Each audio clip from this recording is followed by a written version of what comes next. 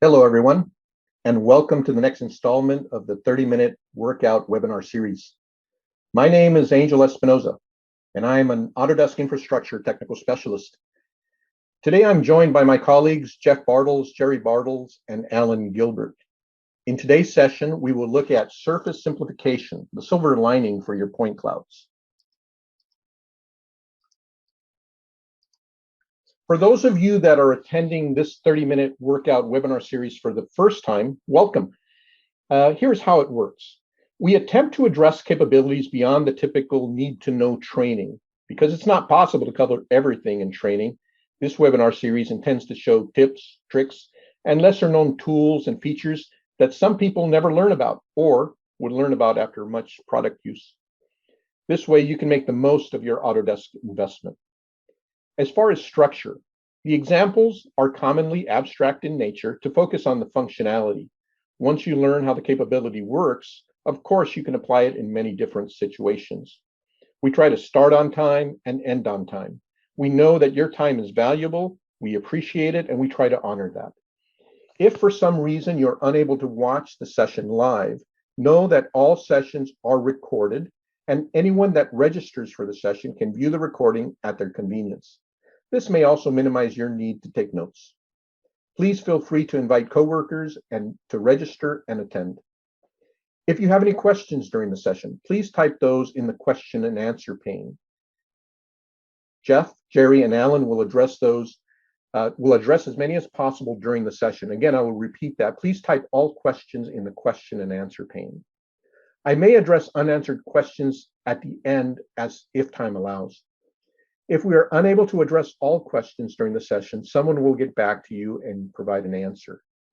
If you want to have a one-on-one follow-up call with one of us about a topic that was covered in a session, please type that in the chat pane. Again, to have follow-up calls, please enter that into the chat pane. We always look forward to chatting with people. Now, as for today's agenda, it will be straightforward and as follows.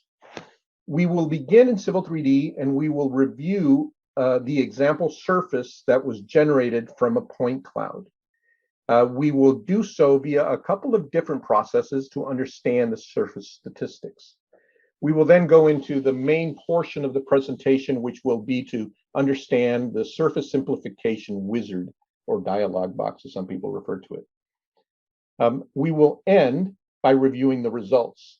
This way we can decide which method and settings we may use in the future to understand under what sorts of conditions we may wish to apply one versus another.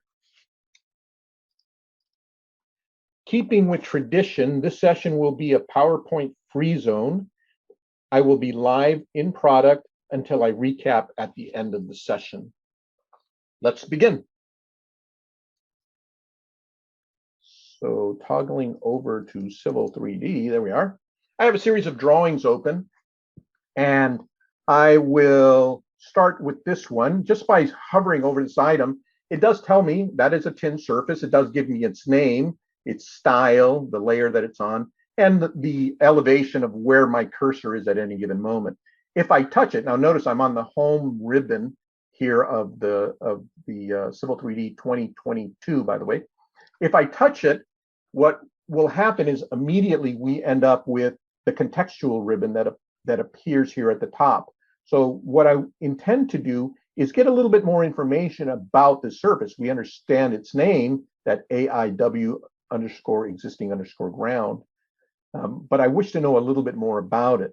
So one of the methods, again, selecting it brings up the contextual ribbon. Up here is the surface properties, and I can select that. That will bring up the surface properties dialog box, where most people are familiar with the fact that I can change its name, I can change its style, I can understand a little bit about how it was created. So one of the things right here, I can see that there was an IMX file that was imported to define it. There was a snapshot created and a boundary added to it to make this particular surface.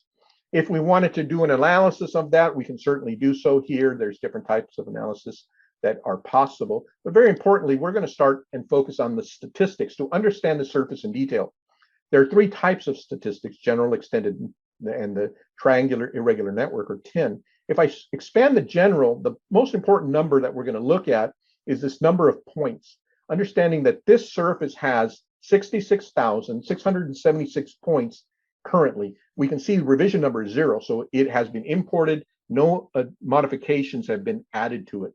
Now, there is the X and Y coordinates for the bounding box, but also very importantly is this minimum elevation. We'll make note of this number, the maximum elevation, the mean elevation for that surface.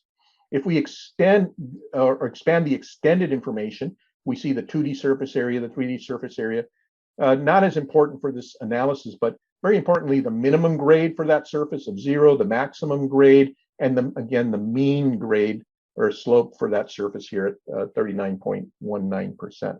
Lastly, as I expand the TIN, or the triangular irregular network, this looks at the triangles themselves that make up the surface. We can see that there's 131,000 triangles made up of those 66,000 points.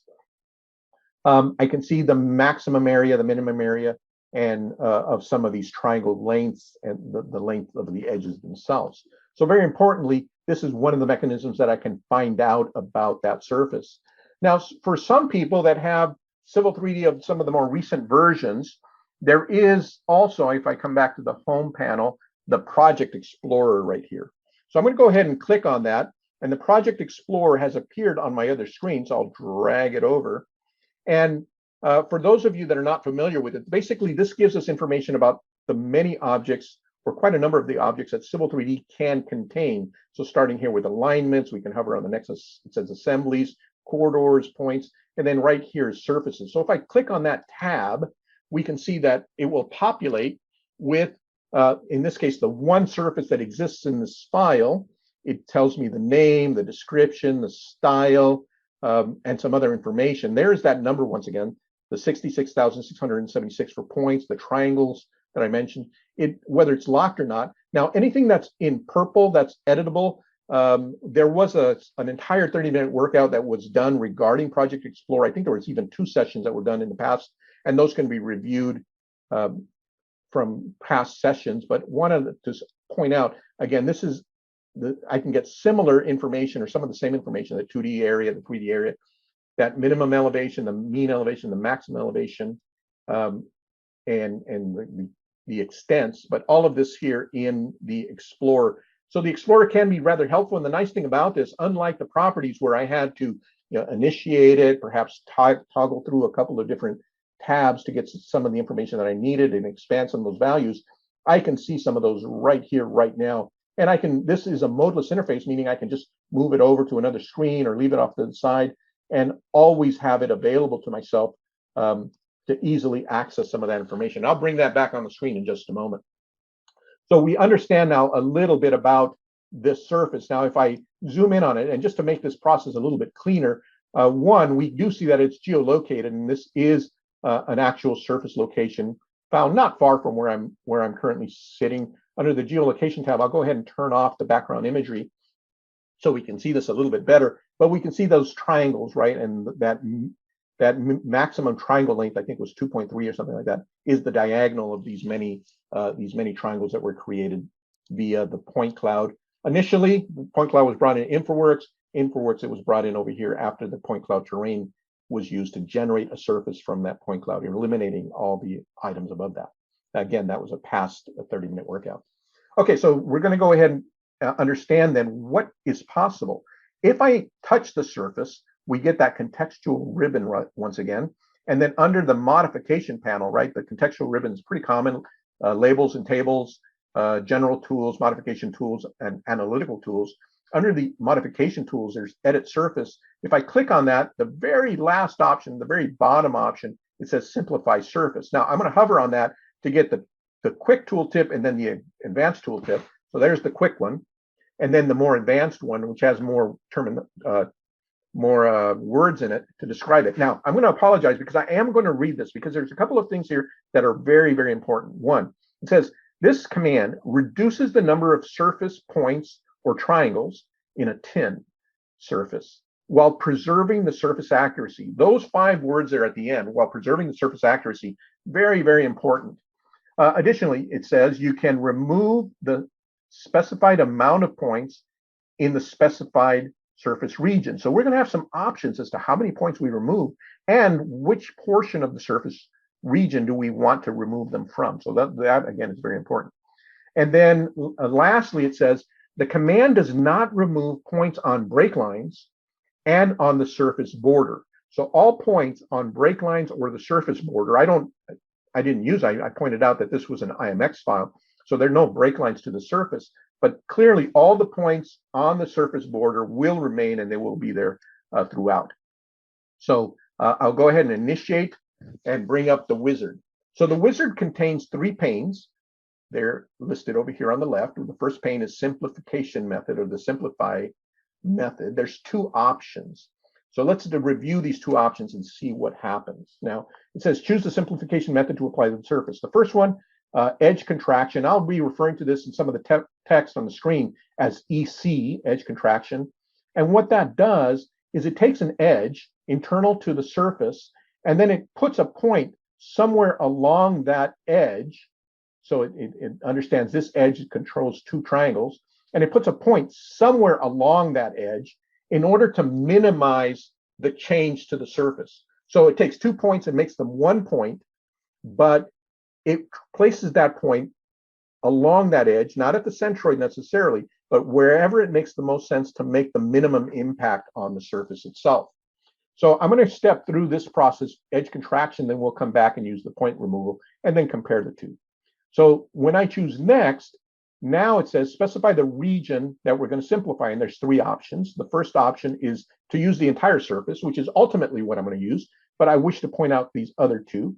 One is to specify a window or a polygon on the screen. When I pick the window, I can say, let's simplify in this area, right? And then those would be the area of the surface or the screen that would be simplified. The last one is to select an object. And if we do select an object, and let's say I use a polygonal shape or polygon, and that polygon contains an arc, that is what this number has to do with. That arc, because it can't use the exact arc, it has to create straight segments out of the arc. This controls how much of a deviation from that arc am I going to allow.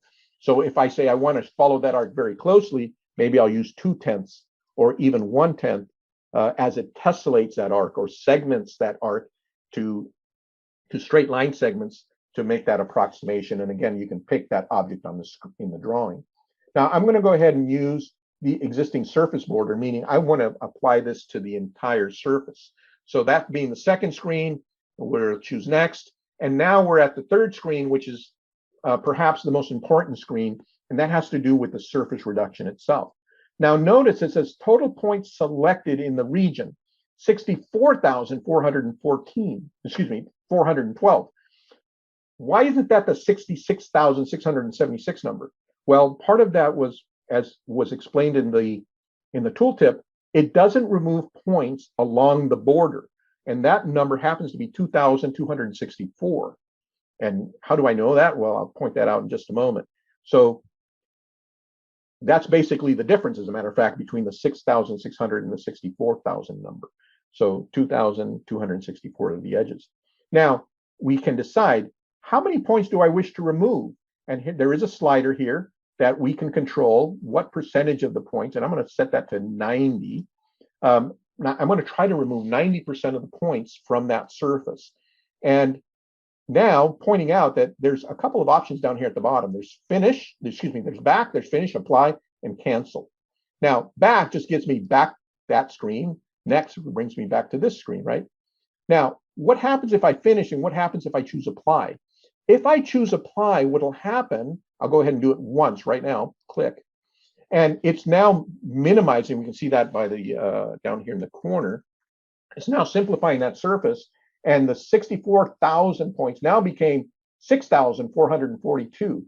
So that's about 10%. So it reduced approximately 90% of the surface points to define this new surface. If I do it again, noticing that that number 6,400 plus the 2, so we're at about 8,000 points. If I do that again, it reduced again by another percentage. Now, if I choose finish, one would think, well, that's how we do it, and then we choose finish, we close out. But when in reality, If we choose finish, it's going to do it one more time, and then it's done and it's out of the command. So what, in fact, I've now done is I've done the simplification method 3 times. If I bring over the Project Explorer, we'll now see I have a total number of points of 5,781 after 3 simplifications, right? We're going to analyze that number and how we got there. But I want to point out this value and the numbers and the results that we get are always exactly the same. So every time I've done edge contraction from that initial drawing on after my third simplification, I've always ended up with that number. So it's very consistent in how it works in that regard. Okay, so we end up now, as I look at the surface itself, it's very different than how it was before, correct? The other one was a very small grid. Now we see the triangulation very, very different. We're going to analyze the resulting contours in just a moment, but I'm going to go through the other method and we'll then start to do the comparison. So over here in this next drawing, again, the exact same duplicate of that file, the exact same triangulation. I'll go ahead and turn off the background and we can see that we're at the exact same point. Now here, what I'm going to do is a slightly different method. Here, I'll come over to the Prospector tab and point out the surface right there. There's that same exact surface. We look at the definition. There is edits down here. If I right click on that, we can see simplify surface. So this would be then another way that you can get to the edits of that surface and specifically the surface simplification. So as we choose this, we get to see the exact same wizard. We'll come down and use the point removal method this time. And this process, what it does is it randomly removes points with an attempt to leave the surface again as in its original definition. So what I mean by that is I can define, let's say, the surface of a pool table with just 4 points, the 4 corners. If it's perfectly flat, which my pool tables never were perfectly flat, but okay. If it's perfectly flat, those 4 points are enough to define that pool table surface. But if I could also define that pool table with 100 points or 1,000 points or 10,000 points, it doesn't make it more accurate. It's just more points, potentially making a heavier file, heavier surface, carrying more data for no reason whatsoever. And that's why the surface simplification can be helpful. Having the same definition, but just with less points. So what this does is it randomly removes points, trying to leave the original alone, and it particularly tries to look at areas that are dense with points to see if it can remove those points. And you end up with just less points. Okay, but again, the algorithm, unlike this, is a little bit more random. So we'll choose next. Again, the same 3 methods for which area of the surface we wish to do. We're going to do the whole thing again. And we'll choose next. Again, the points that are there, we'll choose next. And here we have an extra choice. So here's the percentage of points that we wish to remove. I'll set that right back to 90. But also we have the control over the maximum change in elevation. So how much change are we going to allow on the surface and the points at the very end? Now the default is 2/10. I'm going to change that to 1/10 and hit the apply button. What we'll know is it'll do it once, correct? So we start with 64,000 points that can be removed that are not border points. I'll hit apply and we'll end up with, after the first iteration, 14,440. That's not 90%. Okay, so I'll try it again, hit apply again. And from the 14,000, we're now down to 11,000. That's certainly much less than 90%. And then lastly, I'll do this with the finish, knowing that it's going to do that one last time. Now, if we look at the screen, we can clearly see it did, in fact, retriangulate the surface, and the remaining triangles are very different than what we began with. But let's then analyze the results of these 2 surfaces to understand, well, what's the difference and what did we get? Coming over here to this drawing, I will begin by graphically understanding what's happened. What I've done is I brought the original existing ground surface, that's in yellow. The contours are in yellow. The edge contraction is in cyan, and the point removal, the PR, is in red. If we look at the contours, they're pretty consistently similar, right? There's slight edges in the same vicinity, but they're pretty similar. If we look around, they're pretty consistently similar. Now, what I've also done is I created a couple of volume surfaces that compare the two. So if I just hover over this location, what we'll see is the elevation for the existing ground, the original, the edge contraction, the point reduction, and then the differences between the original and edge contraction is 300ths. The difference between the original and the point reduction is 400. So very, very similar in what the results are, 300ths and 400ths between the two. If I go to another area, again, getting that tooltip of the exact same thing, we can see that we're at 900ths, and in this case, 1600ths, which may be a little bit more noticeable, and we might want to be certain of what we end up with. But as we move around, and again, we'll pick just another area, what we'll see is that 200ths and 700ths as we look at the comparison of the two. So by and large, the contours are similar, and the elevational differences between the original and those are very, very similar, depending upon what sort of accuracy we ultimately need. Now, again, I remember I did that 3 times. I didn't have to do that 3 times. I just wanted to see, well, what do we get after 3 attempts? I'm going to bring over now an Excel spreadsheet. For those of you that know me, know I'm somewhat of a numbers guy. I love to see the numbers. I need to see the numbers ultimately to make sense of this. So after 3 cycles, what we did was from the 66,000, we ended up with 8,706. It removed 86%. The second time I did it, it removed another 31%. And then the time after that, it removed another almost 3% to this final number of 5,781. And again, every time I started from the beginning and got to the 3rd cycle, I always ended up with that number. Now, using that was the edge contraction. Using the point reduction method, 66,000, it dropped by 3/4, and then about 1/5, and then lastly by about 4%, almost 5%. And I always ended up with this last number of 13,024. So my next question was, well, what happens if I keep doing this again and again and again? So I did this, that was 3 cycles. I did this 14 cycles each method just to see what happened and how did the numbers trend. So starting with that number, there were these points were editable.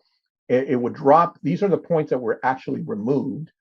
It would drop down, and then it would increase, and then it drop down, and it increase and drop down. And I'm assuming that it would keep doing that for a significantly long amount of time. So this was after 14 using that edge contraction method.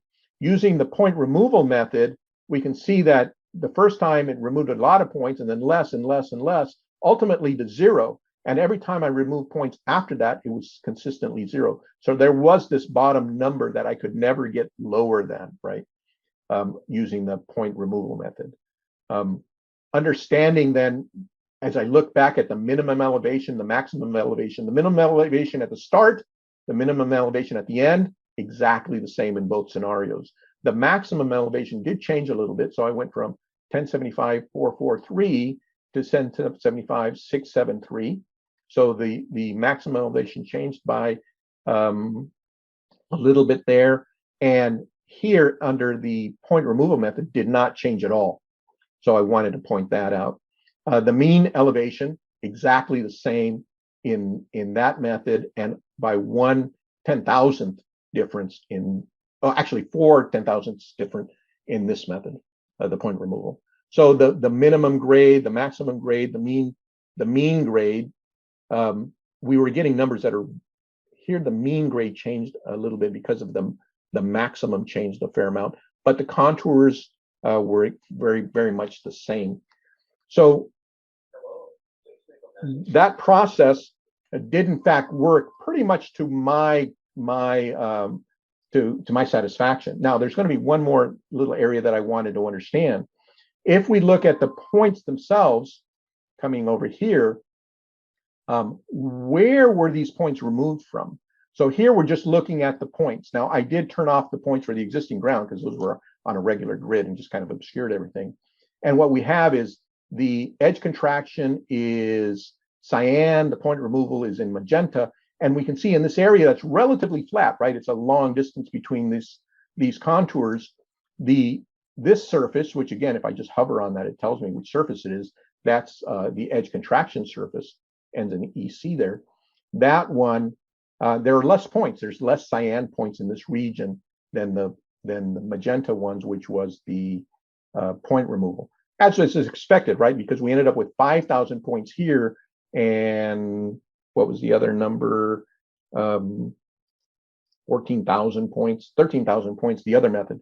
But when all was said and done, the contours remain relatively the same. So that's part of how this ultimately works. Now, I've been asked, is it possible to remove just certain areas? Absolutely.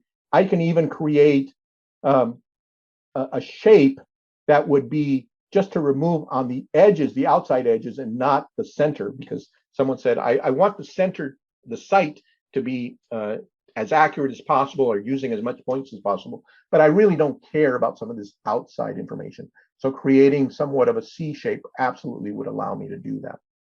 So with that, I'm going to come back to the PowerPoint. Let's come back over here and see if there were, well, for starters, so what we saw was we analyzed that point cloud surface, understanding the statistics, understanding the two methods, the edge contraction and the point removal method, and understanding some of those results. The contours were very similar, and the numbers were typically within hundreds, if not, smaller than that on some of the areas of that.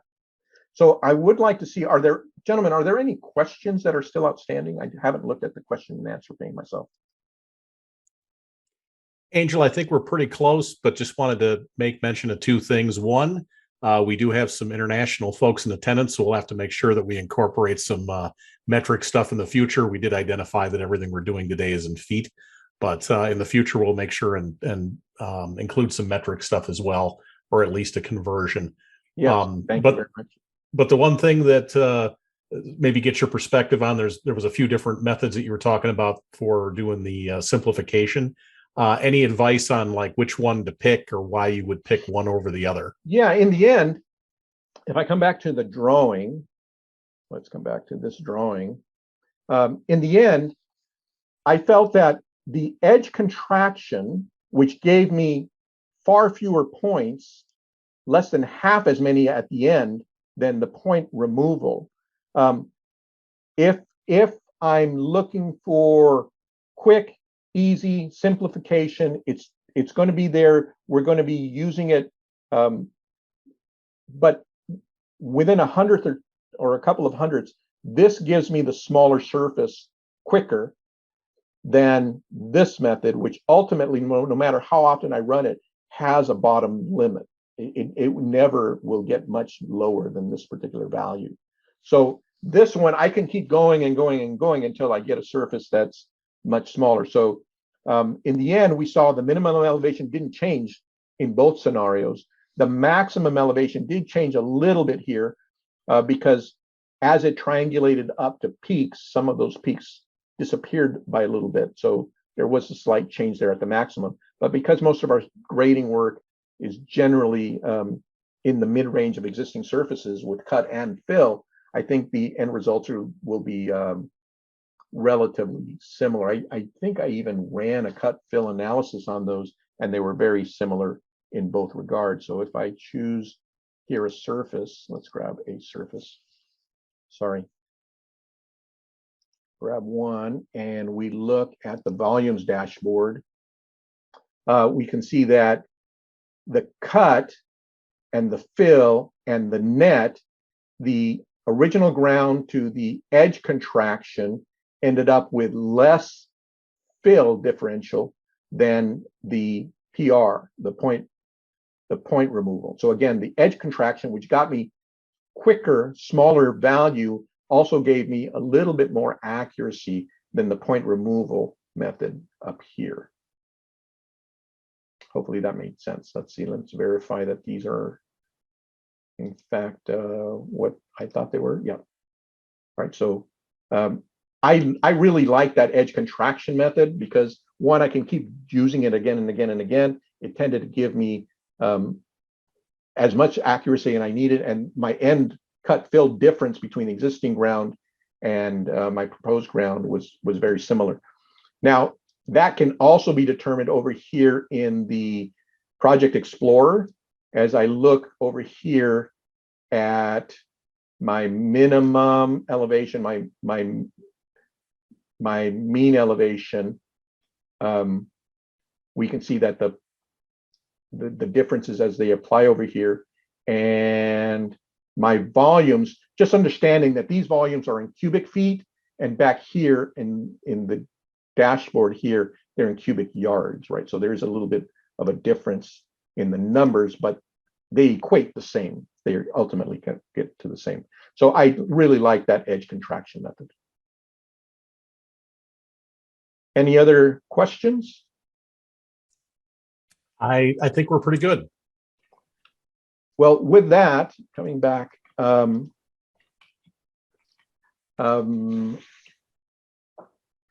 with that, let's go to my next screen here. I would, if you would like to get some follow-up one-on-one about today's topic, please state that in the chat window so that can be arranged. On behalf of Jeff, Jerry, Alan, and myself, we thank you for attending. We are super appreciative of your time. We hope that you find this time valuable, and we look forward to our next get-together in 2 weeks. Thank you very much, and goodbye.